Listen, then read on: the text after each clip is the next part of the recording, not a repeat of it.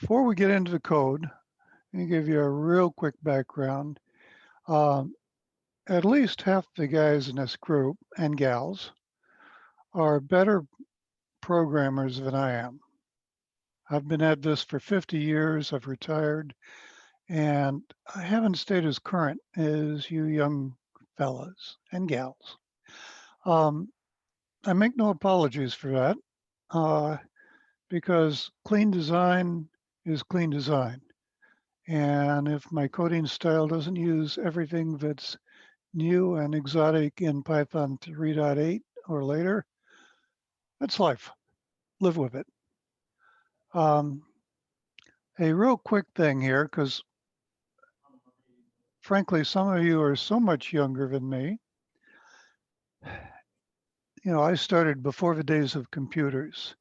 And the game we're going to do is really a simple game of tic-tac-toe, which is a generic board game, probably the simplest one in existence. And for those of you who are too young to know it, here's tic-tac-toe in 30 seconds or less. You just have a very simple grid. Well, maybe a little nicer than that. Huh, it's interesting. Some of the buttons don't work the way they should with the screen share. And two folks take turns making X's and O's and X's and O's and X's until somebody's a winner. And that's it. Okay, boring enough. Let's move on. Currently using PyCharm because something is screwed up. I couldn't launch VS Code. No big deal.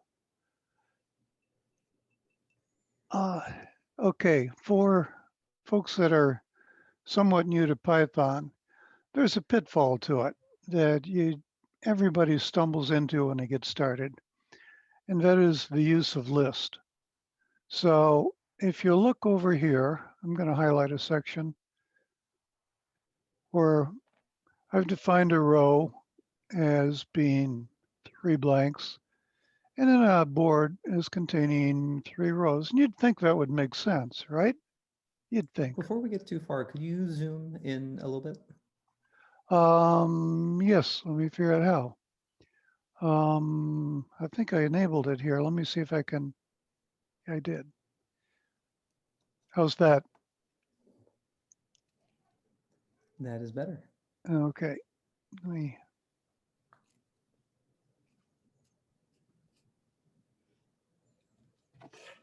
That's always a problem when you're presenting. Speaking of problems when presenting, the worst professor I ever worked with, who had the worst accent, was a native-born American. Not a Native American, just native-born. So hopefully I won't start to mumble as I do when I get tired. Anyway, made this bigger so you can see it. And almost everyone makes this mistake in the beginning, which is to do something like this. And let me just run it real quick. All right, so what happened here is I've got a matrix that has the same row in it 3 times. So when I change one element in that board, which is the first, well, row 1, which is the second row, column 1, which is the second column, because we all know that everything starts at 0, right? We've been around that long, I hope. You can see over here in the output, everything changed. Every row changed. If you're new, you'll make that mistake. If you've been around a while, I'm boring you to death, and I apologize. However, if you create it like this, they just told me that like 2 hours ago. And then you do this, you can see here that they're all different. is because last night. So you just have to find out what works for you. And I'm sure some of you, like Michael, could do this much more elegantly. And Um, us and Cameron were like, but I work with a lot of, five. I think that they I would call them Neanderthal programmers. They haven't much progressed about past Atari Basic. And so if I get fancy, I lose them. I was like, yo, Ken, I'll cash out. So, Would you mind explaining the difference there? sure. Oh, by the way, we What you have here in this one So the same as just a replace. is 3 pointers to the same object, row. Your value. So it's the same thing 3 times. Was that quick? They replaced. So if you change one element, in this case, I think I'm changing element sub 1 and row sub 1. I'm trying to say this so that I'm not screwing you up with first element being the 0 element. These are all the same, all 3 of these. It's just a pointer to this guy in all 3 cases. So if you go over here, you can see when I did this, then you look over here to the right, I changed all 3 rows because there aren't 3 rows, there's 1 row 3 times. If you're a C++ or a C programmer, think of it as 3 pointers to the same object. Whereas down here, by using a different way to create it, I am creating unique rows, which might look a little more like what you're seeing above if I did this. Did I answer it to your satisfaction? Well, okay, so why is filler not also a pointer to the same memory location? Filler is just a piece of text. And when I, inside a list, so when I multiply it by 3, this actually returns a new object, a new list. So filler times 3 is a new instance. Now, I'm not a language purist, and one of you who is might be able to explain this better than I'm doing it. If you want to hop in, you're welcome to.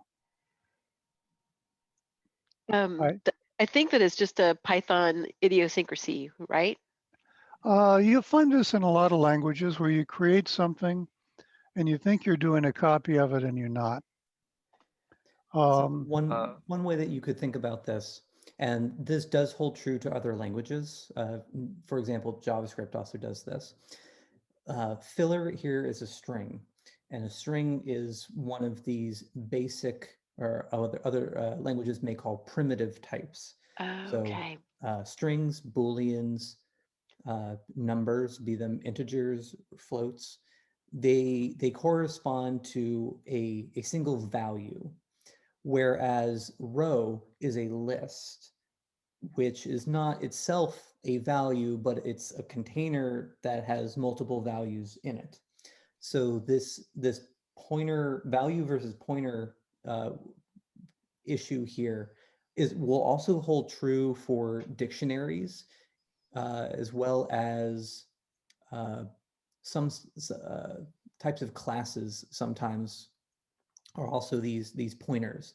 So if it's more complex than just something that is a single value, it likely will have this reference thing in Python and other languages. That helps. Thank you. Thanks, Michael. This is also why, fun little tidbit, if you have a default value in a function method, or in any kind of your function definition. So your parameter would be do something to my list, and then it takes a list.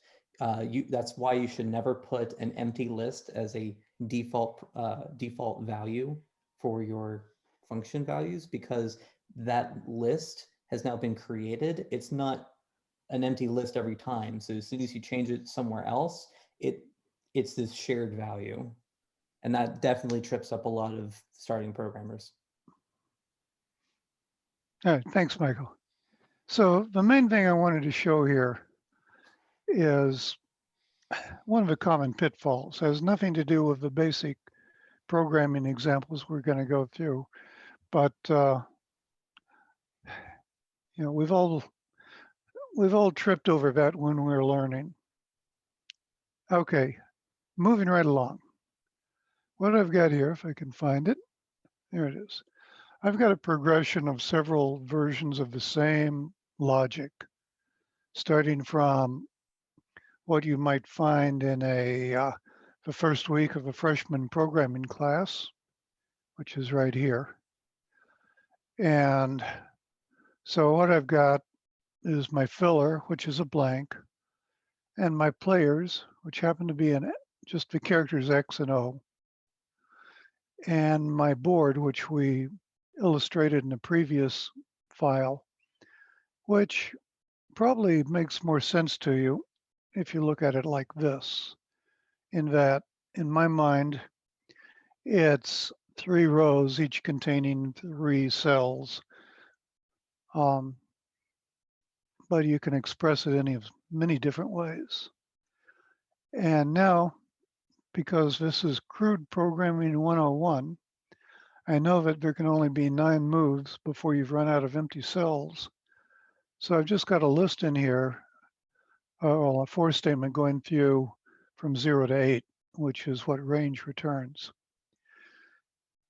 So pick the player is going to be the first player in the list. And then I do something really sneaky, which you should never do in the real world. I just reverse them. I don't keep track of who's who. I know that there are only 2 players. I reverse them, so I'm always getting the first guy in the list. I prompt for the input, and I'm using old style here because I'm just used to it, and I'm trying to convert to the new style. So I put the player's character in there, so it'll say player X or player 0, enter your coordinates. Of course, input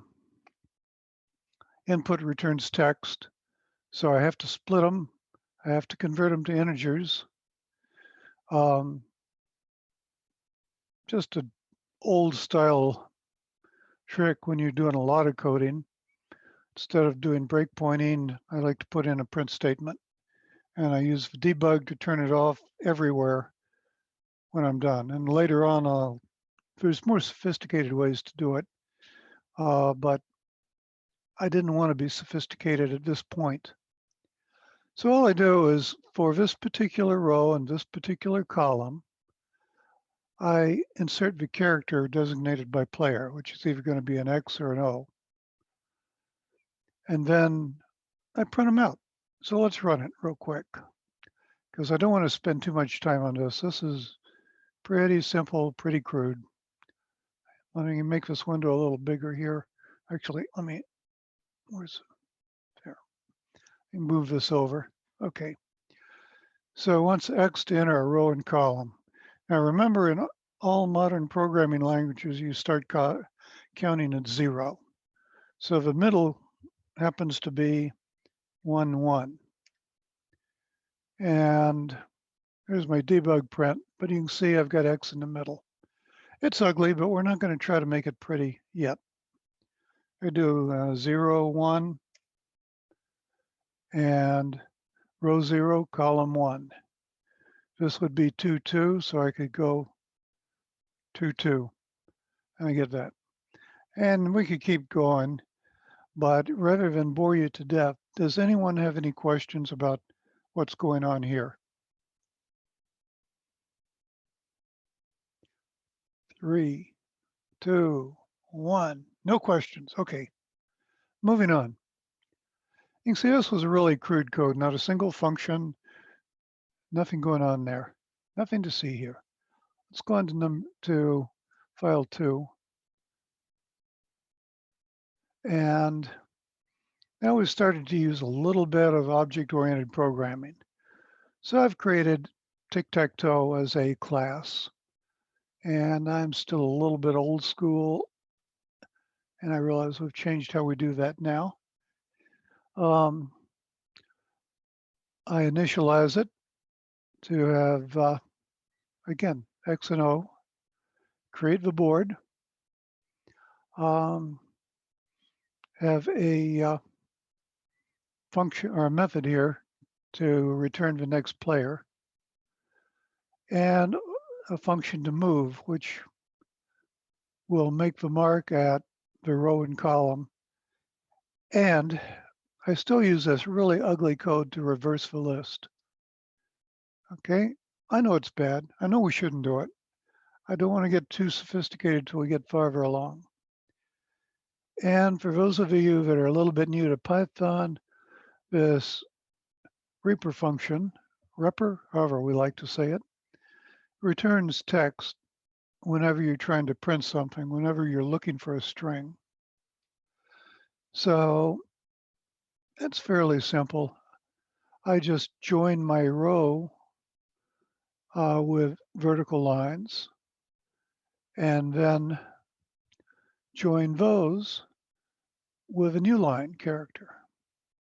So we instantiate the game, and then we do this kind of the same old code, a little more sophisticated, but just for I in range 0 to 8.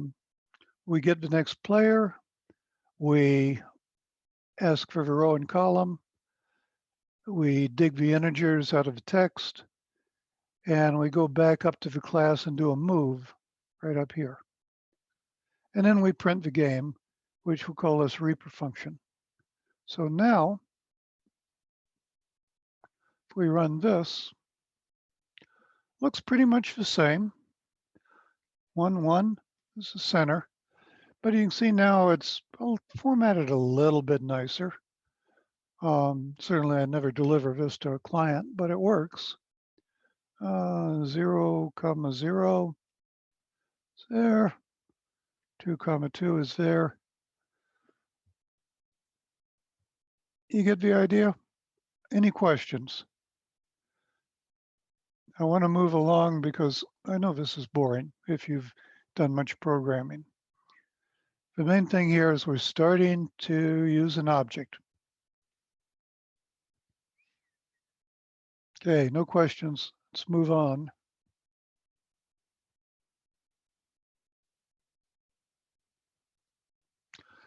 Okay, so now we're getting a little more sophisticated. This is not the right way to code it, of putting all the classes in one file, but I didn't want it scattered all over the place for this presentation. It's just too distracting. So we create a class of player. And if you go to print him, he's going to print out his name, which is either going to be X or O.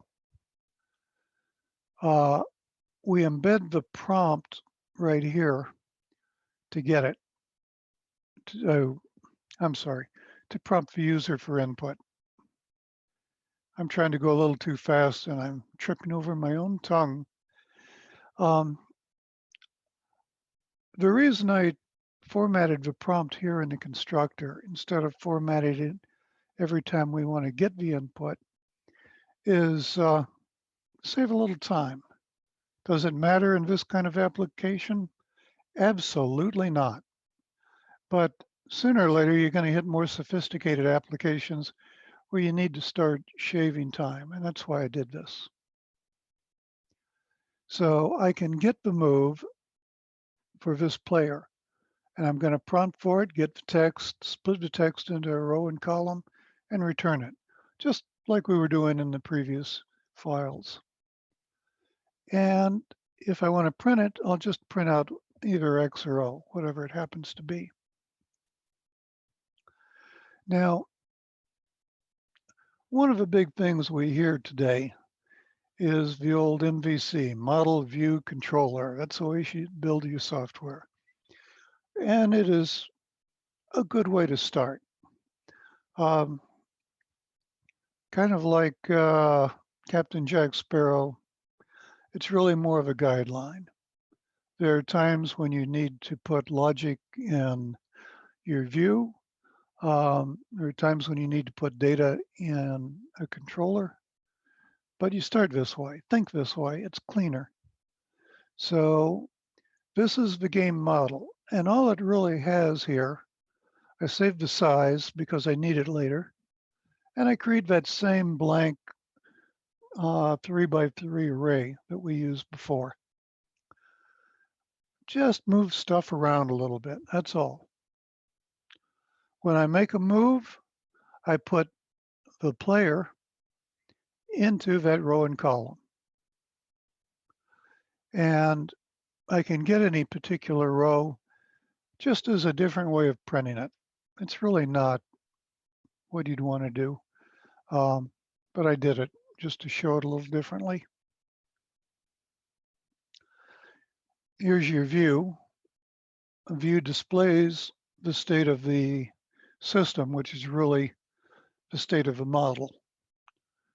So the first thing I do when I create the view is I pass in the model, save it here, so the view can reference the model.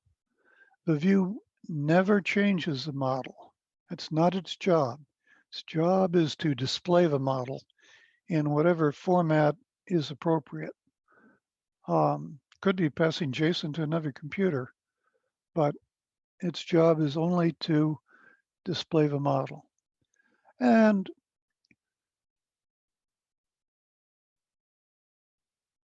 so all it does here is really go through and create that same silly array we saw before, convert that array into 3 lines of text, somewhat adequately formatted. That's all it does. So I go in here for I and range of model.size, get the row, which is why I defined this up here. Then a line of text is equal to the pipe.join on all the cells in the row. And here's a little trick. I have to call string on cell because cell is a player, it's an object. It's no longer the letter X. So if you go back up to the player, and I hate the color choice that PyCharm is giving me, but this Reaper function is the Python default. If you're trying to get the string of an object, it's going to call that. And so I'm returning the name. So all this really does is call the string to get the letter either X or O out of the player, which is what's in the cell. And I join it with pipes in between. And then the lines of text that I have up here is an empty list. So I'm just appending these rows, and then I join them with a new line down here. Could it be done in a nested for loop? Absolutely. Half the time I do it one way, half another. When I'm trying to explain something, I prefer to do it this way. Let's go down to our game controller. First off, he knows the model, he knows the view, and he has a counter to know when to stop, which we didn't have. Well, yeah, we had it in that for loop. So let's go down here because this will help. So while game make next move is true, I'm going to print the game and then come back around and make the next move until it returns false. So I go into game, make next move. I get the player. Then instead of reversing them like I've done all the previous times, I do it the right way. I create an index used to get the next player. I know there are 2 players, so I add 1 to the index modulo 2. So if the index is 0, I'm going to add 1. It'll be 1. If the index is 1, I add 1. It's 2. Modulo of 2 is 0, so I'm back to 0. So it just toggles between 0 and 1. This is a good approach. What if you had 3 players, 4 players, 5 players in a different type of game? Then, you know, you'd make this a little more sophisticated. You do it modulo len of self dot players. Now it could handle any number of players, which is nonsensical for a simple tic-tac-toe game, but the same logic would work for Chinese checkers, unless that's considered politically incorrect these days. Same thing, call a player to get the move. The player now calls the input statement up here, splits it into a row column and returns it. It's the same core logic, but it's more object-oriented. You notice there's getting to be more code. Not appropriate for such a simple game, but this structure is appropriate for any kind of board game. Could you make it work for 3D chess? I don't know. That's a little beyond my skill. So the controller has got the players. It instantiates the model based on the size that was passed to it and the same filler character. Instantiates the view given it the model, and it sets up this counter so that as we're asking the player to make a move, I keep decrementing the counter. And I'm going to return true as long as the counter is greater than 0, because the counter is starting at 9, 8, 7, 6, 5, 4, 3, 2, 1. At 0, we're done. Could I have returned just the counter? Yes, but I'm trying to make this more intuitive if you're new to programming. So I've got a list of players with name X and name O. Create the game, size of 3, the blank filler, and players, which is a list of players. And then we keep running the game until this returns false.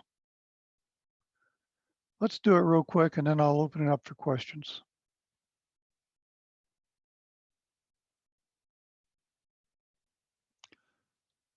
Okay, same old, same old. Up, what did I just do? Okay, we click here.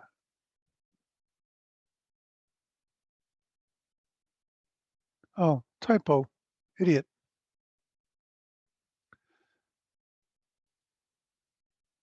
There's absolutely no error handling in here for a very good reason.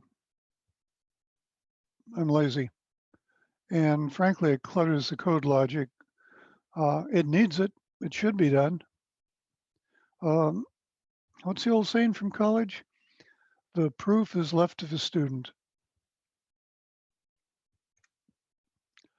So you can see we're doing the same old thing, and it's kind of more structured, more object-oriented, same old, same old.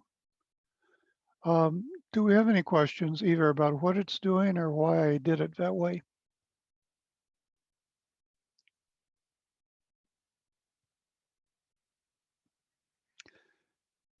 Okay, I don't hear any snoring and I don't hear any questions, so I guess we're doing okay. All right, the final one here.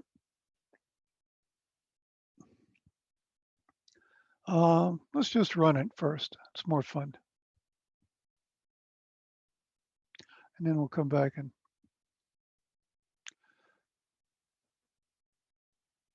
okay, this is using turtle graphics, which is really simple and crude, but you can make it do a lot without too much work. So click here.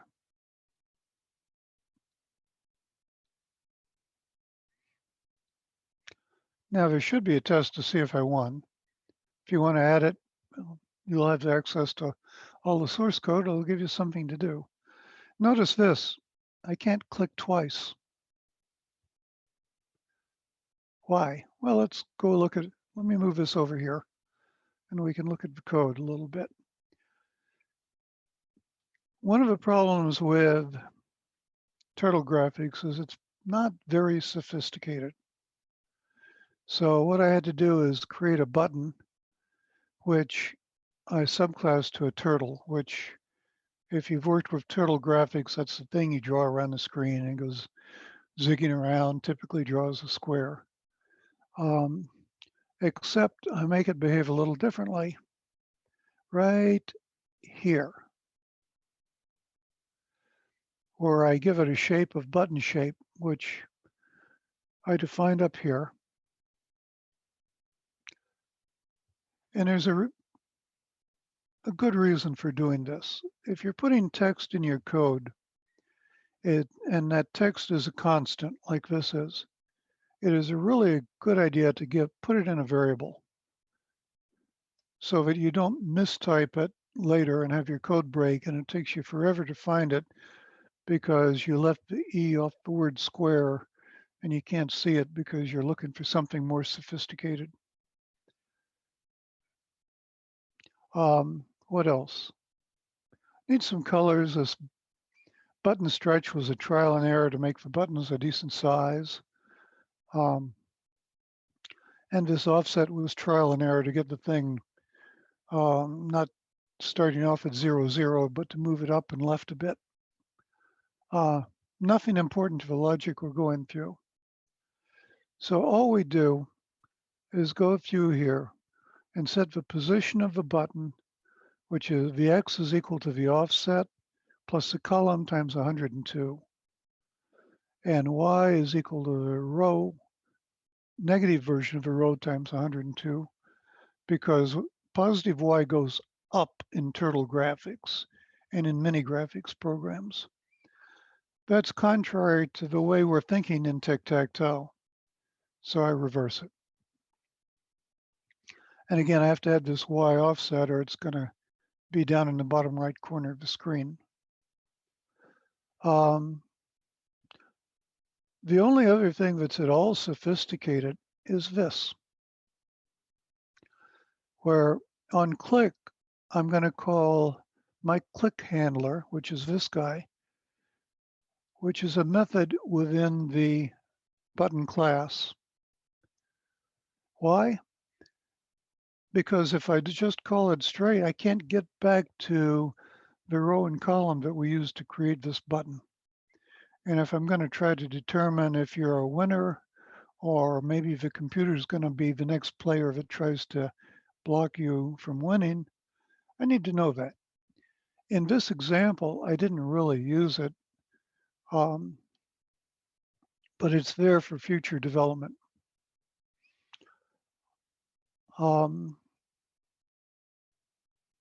Inside here, this is very important right here, this line of code. You could see up here, I said, if you click on it, I'm going to call my click handler. When you call my click handler, I'm setting the function to be called to none. So it's disabling the button. You can't click it twice because the first click disables it. If you're doing something where you only want them to click once, this is how you bulletproof your code, regardless of the language you're using. And then I call the button callback, which is, I'll set up a little bit later. And then I call the draw symbol to put the symbol on the button. You notice, because it's inside the button, I don't need the coordinates for it. But let's go down a little ways. Here's the controller, the view. This view just creates that 3x3 grid of buttons. That's all it does. The model, which I don't really use, is there to allow you to print out the text if you were going to do that, but also if you wanted to add logic to look for a winner, you need that. So let's go back and look at what's going on. Create the model, tell it I want a size of 3. We don't much care. I mean, we're not using this model, but I put it in here if you wanted to build more logic. I instantiate my simple controller. I create my view, and I tell it that This is the function I want you to call when you click on a button. And then these last two lines are strictly turtle graphics. If you look up any example, they do that. We don't care. I mean, I'm not teaching turtle graphics. So what's going on here? Let's go up and look at the view for a minute. I'm setting the class variable. Notice I'm not using self here, I'm using button. To call so button callback is equal to callback, the method or function I passed in. Any callable will work. And then I go down for row and for column. I create the button. And creating it places it in the right spot, which in other languages, you'd have to put it in a grid of some form. Here I'm using absolute position because Turtle Graphics, without spending days reading the manuals, just wouldn't do it for me. So let's go up to what else is going on here in the controller. So the simple controller figures the size is, well, the counter is the size squared. Okay. Saves the model for future use. The players are just X and O. I got lazy and didn't want to use a player instance with, having to get the name out. And the next player is 0. So when I go to get the next player, I pull it out based on the next player toggles between 0 and 1, just like the earlier code. And it uses this, adds 1 and then modulo 2. So starts off as 0, adds 1 to it, it's 1. Modulo 2 of 1 is still 1. Next time few, it's 2. Modulo of 2 is 0. So it goes back, just back and forth. But if you had 6 players, it would be an end around kind of queue. Here's my click handler that I passed into the view. So whenever I call this, it's getting the button. I pull a symbol out from the next player. Tell the button to draw that symbol. Remember, it's a button that was clicked on, so I don't care. I don't have to tell it where to click. I just say, draw it on that button. I pull out the row and column so that I can update the model, even though I'm not doing anything with the model. And I decrement the counter. And then I return the value of keep playing. And I made this separate because I felt like it. There's no good reason.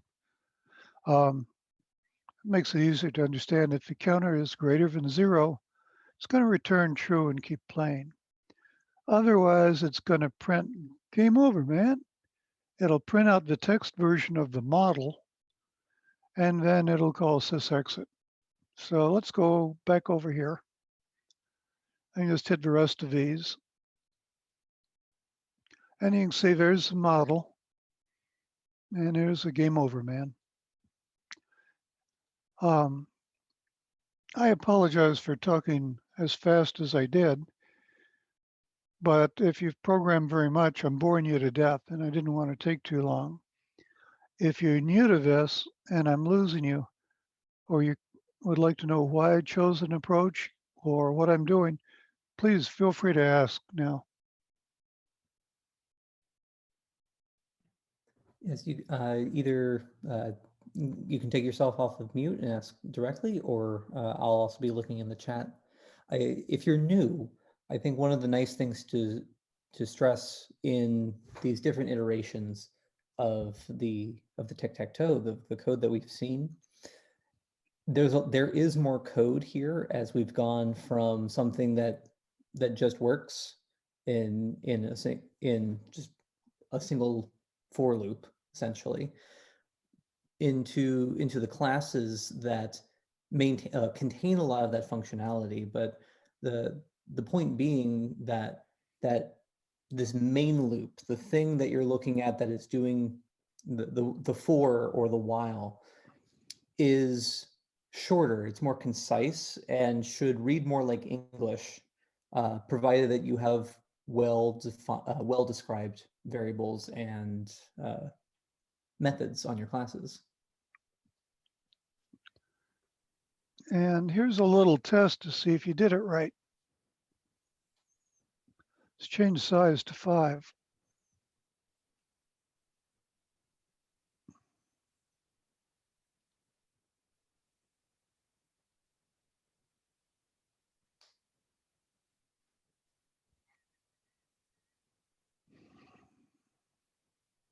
And same stuff works. And I don't feel like clicking 25 times, but it will stop when a countdown gets there. So, and that's part of the reason I tried to do it this way, is to show that there is absolutely no valid reason whatsoever to make it this complex if you're only doing tic-tac-toe.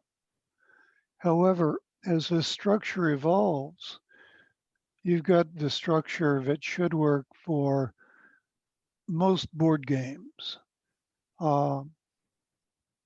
Frankly, even chess, if you're good enough. You know, if your player is a rook or a knight, I'm not good enough to do that. I'll be the first to admit it. But you could certainly do Monopoly or checkers or Chinese checkers. You would have to add some logic for determining legal moves, which isn't all that hard. If you're doing it graphically, it's extremely easy because all you do is disable that button after it's been hit once. And if there's some condition, such as in checkers, where it can be re-enabled, then you re-enable it. But just to reiterate, this is what, 96 lines of code compared to 26. What's that? About 3 times, 4 times, somewhere in there. Is it a better way of doing it? I don't know, frankly. Could I do it in fewer lines of code by using nested for loops and list comprehension? Absolutely. But I'm trying to make this clear to people just coming into this group or coming into the language. And other than that, I've beat it to death. Let me turn it back over to anyone who has questions, or to Michael. And Michael, tell them where they can find the code and all that stuff, because if you're new, it's so much easier to start with working code and butcher it than to try to figure out what to do from a blank slate. Absolutely. If you're on the call right now, there is a link to it in the Zoom chat. There will also be a link to it on the meetup page, as well as the description under the video when it gets put on YouTube. It has the README has the introduction as to some the concepts that Fred has been talking about, as well as prereqs, and then how you can run it locally. And all of the code that Fred has shown is in there, organized 1, 2, 3, 4 as he showed it.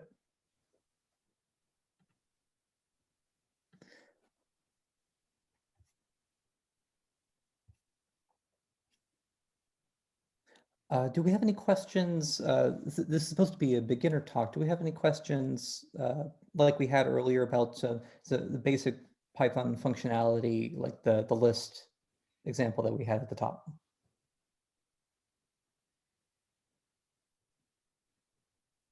Oh, sorry. Hey, can you hear me? Yep. Sorry. Was anyone else asking the question? No, go ahead. Go ahead. Okay. I'll come back to it. Okay, thank you. So thank you for the talk. I just had this question regarding the model view controller. I'm a beginner to this kind of paradigm. So is this kind of design pattern used for designing a game, or is it very similar when we are designing other applications also?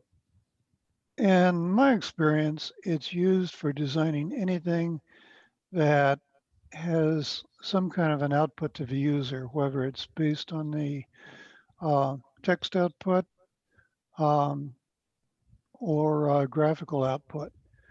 I find it much more common if it's a graphical output, um, but frankly, it's used a lot more in business type programs than in games. Okay, thank you. To follow up on that, this MVC architecture is used in a lot of places. If you go to, if you do mobile app development, you'll run into it a lot there, as well as a bunch of other ones.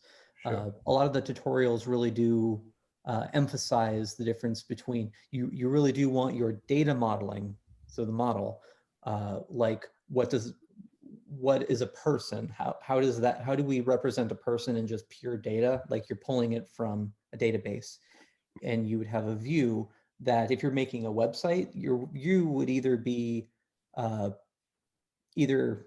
it'd be in HTML in one way or another. It would be in HTML, and then you'd have code in the middle that are orchestrating between the two, the controller. So in this case, the view is just what got printed out to the console here, to the terminal. But in a larger application, it would be whatever is being visually presented to the user, be it on your phone screen or a website, or even a CLI or and the first step of an API.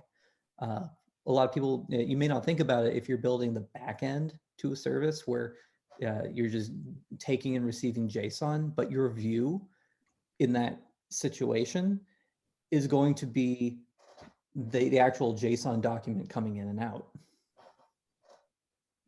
Okay, thank you.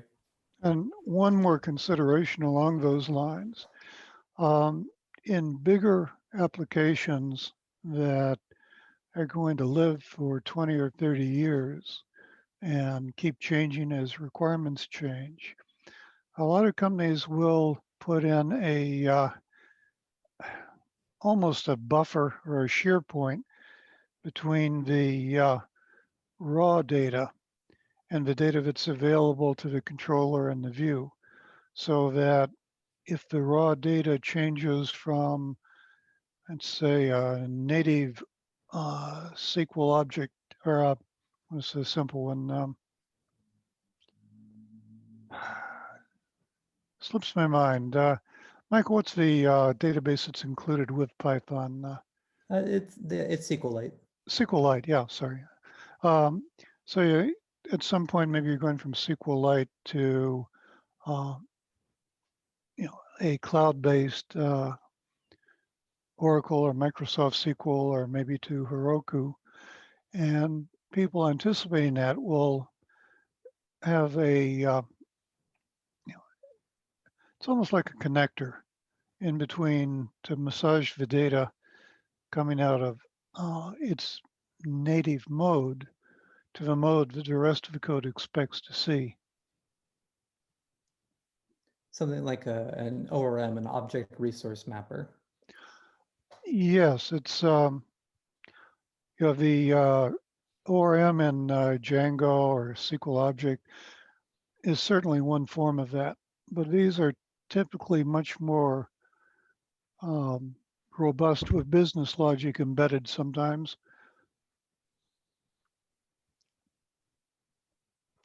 A good example of your model view controller thing is I do a lot of work with patients in healthcare facilities. And so your view may very well include a series of 26 buttons across the top that represent the alphabet, because you certainly don't want to spend all day trying to search for one particular person. So you click on that button, let's say B for everybody whose last name begins with B. And then you see a list of all of those people. So it's showing, it's hitting the data in the database based on the B that went to the controller that queries the database. And then that array is being displayed in typically a table appearance, where you can then click on a row to get details on that person. And there's a production example of your model view controller.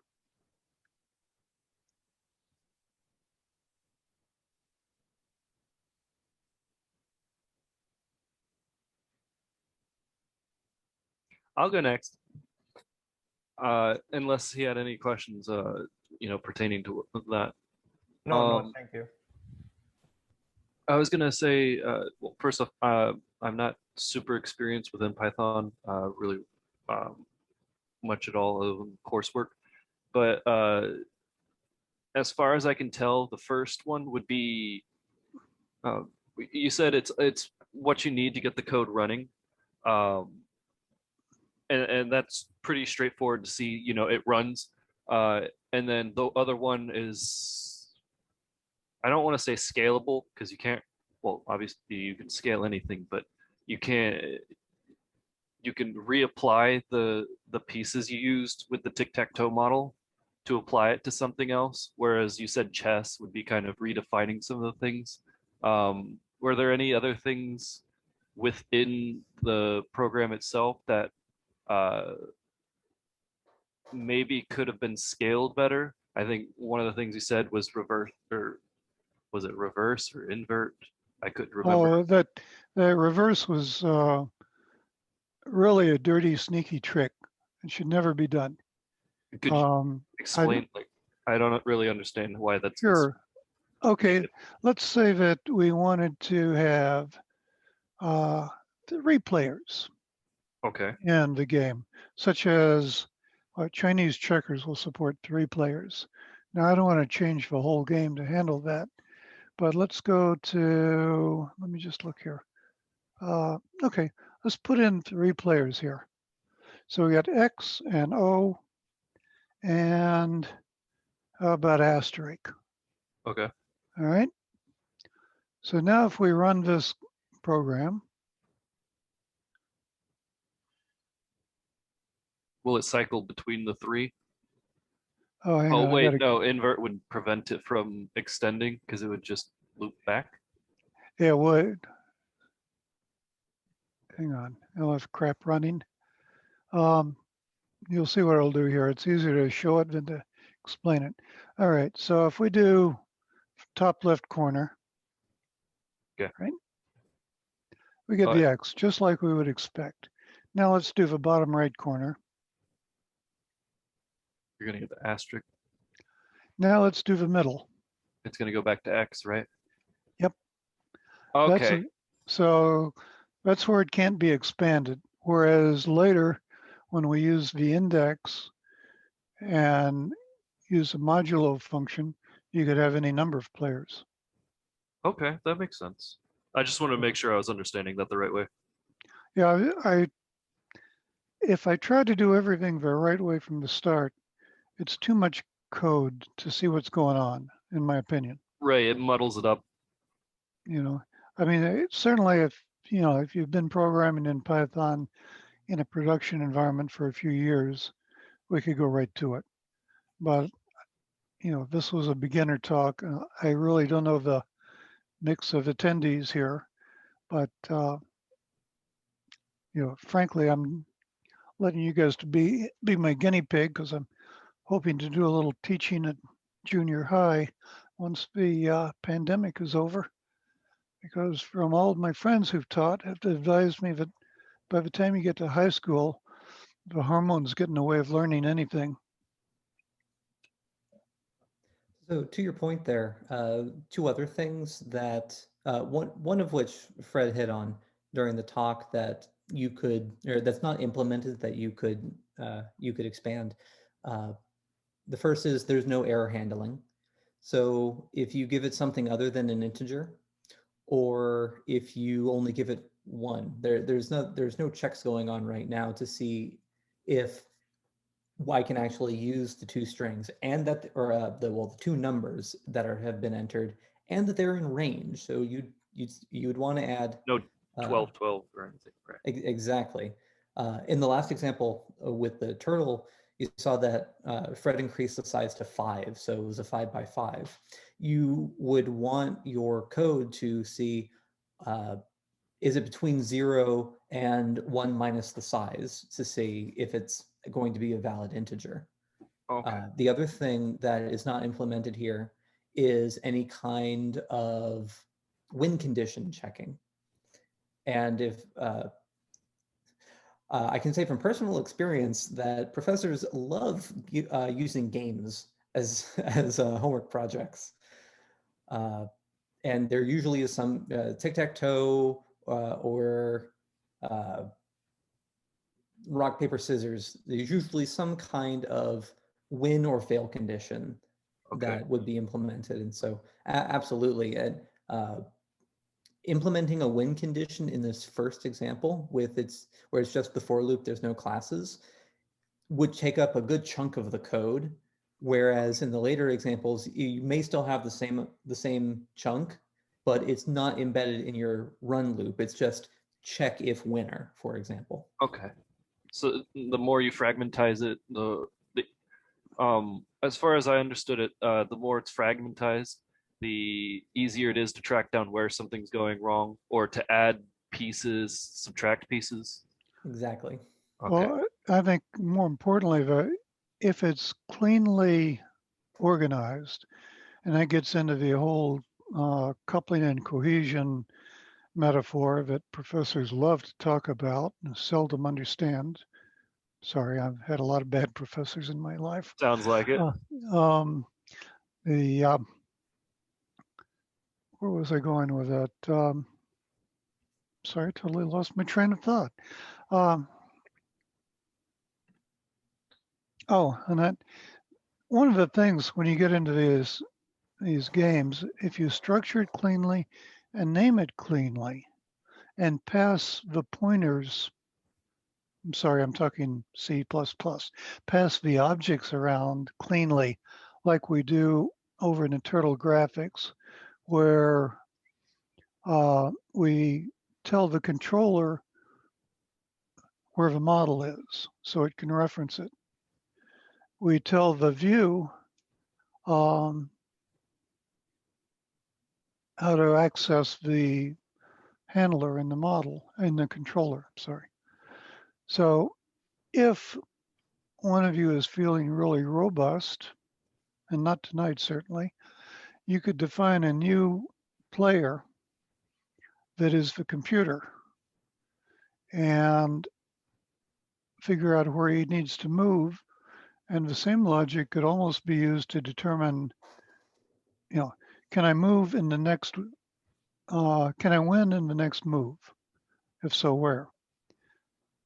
And if that fails, can the other guy win in the next move? If so, where? Because I want to block it.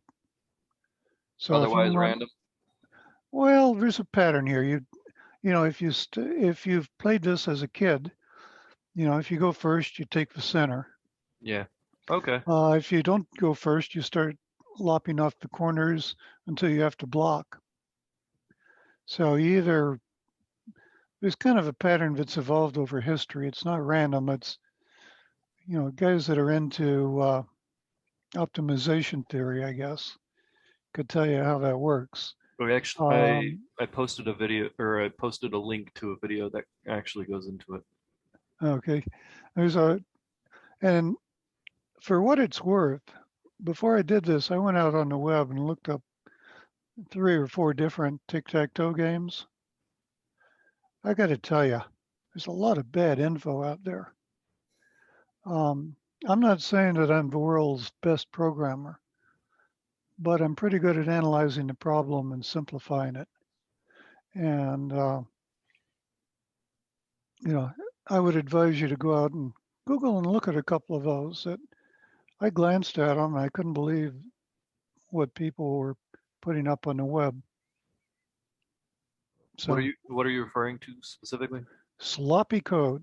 Oh, okay, Um, yeah. I The can old understand that. Python adage of don't repeat yourself, dry coding.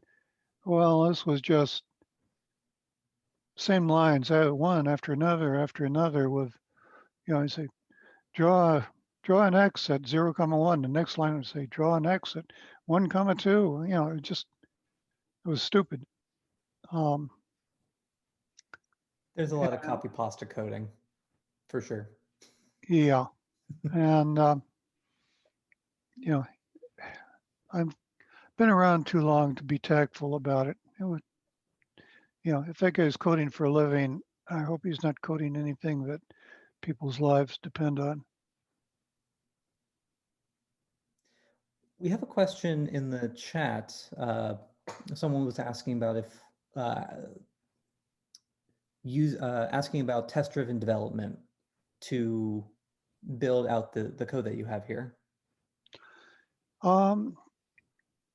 Here's the problem. I have not, over my career, done very much test-driven development, even though that's one of the current buzzwords. The reason I haven't is that I didn't know what my inputs were going to be, and I wasn't quite sure how I wanted the output to look until I could get my hands on the input and start massaging it.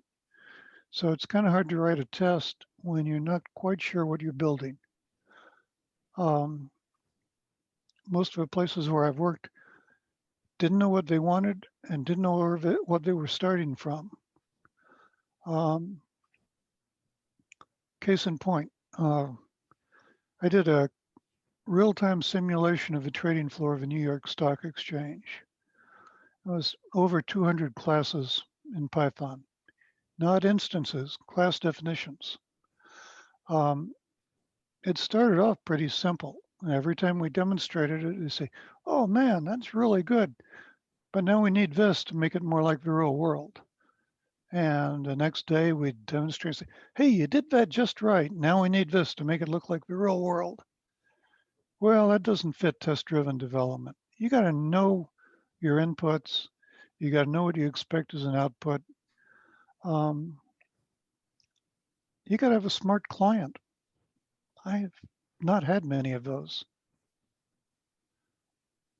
I'll say on the test-driven development side, absolutely backing up what you said, Fred. The clearer your desired inputs and outputs are, like talking about MVC on the view. If you know what you're getting in and what you should put out for any given input, you're going to have a better experience with test-driven development. If you're at all in the exploratory phase where you don't know exactly what it needs to look like, you don't know exactly what information you're going to have access to, it becomes more, you end up not knowing what you actually need to test because you're less sure what it's going to look like. On the back end side, if I know people create open API specs saying here, let's collaborate on what the API should look like and how it should operate. That's your view in this case. And then the two teams say, oh, yes, we agree to how these two will interop. Then they go and we're going to start building the backend application. They can do test-driven development because they have a very clear picture of what's coming in and going out. And the other side can too, that's building an application on top of this backend because they know what their ins and outs for this service are going to be. I agree. Now, one thing I have done over the years, and I did this before test-driven development became a buzzword, is I would quite often write, let me go back to a different piece of code. Let's see if I've got one here that is appropriate. Yeah, we can do it here. I might take this piece right here, and I may break it all.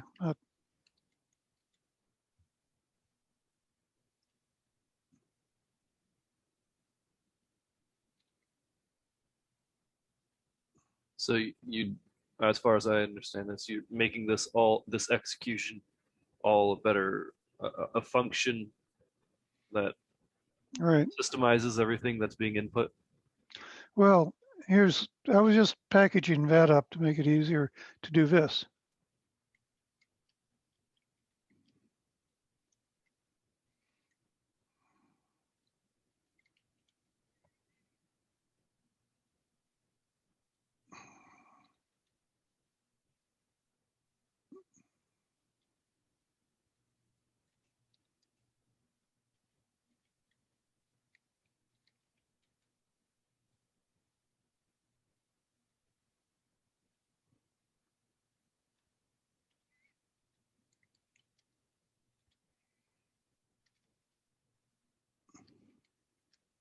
Let's just try a funky number here and see if it works.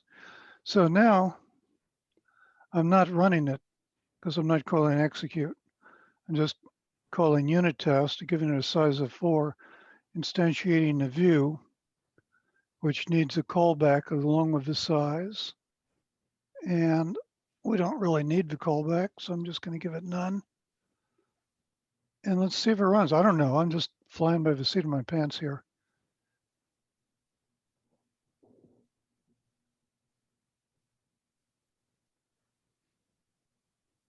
Olay. Okay, so that's what I would call incremental building, where you test each piece a little bit at a time. And when you're all said and done, that unit test probably no longer works because your model has outgrown the test you defined. But throwing it right in the bottom of your code, if it continues to work, makes life a little easier on the next guy to come along, if you want to do that. I've worked with a lot of guys who went out of their way to screw the next guy. So, this is not test-driven development by any means, but it is a quick and dirty kludge to check out the pieces as you figure them out. So now, having done that, I would typically do this. If I want to run it for real, and just do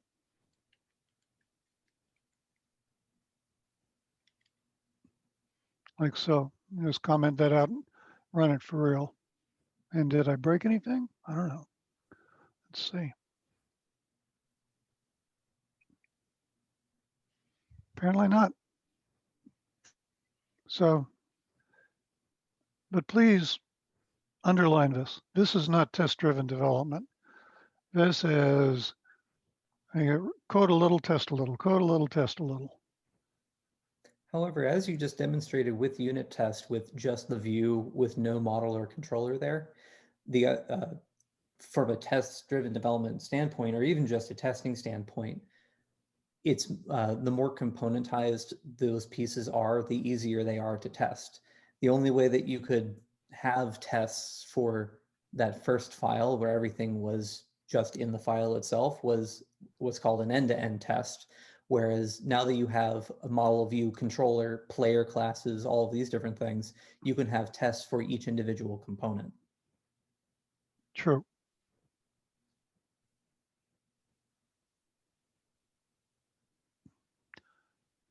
You just mentioned something and gave me an insight into another thing to demonstrate, and it just went out in one ear and out the other.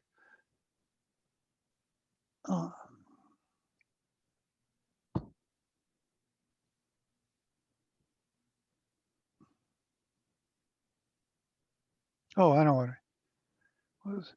And again, I haven't tested this at all, but this is part of the whole modular thing.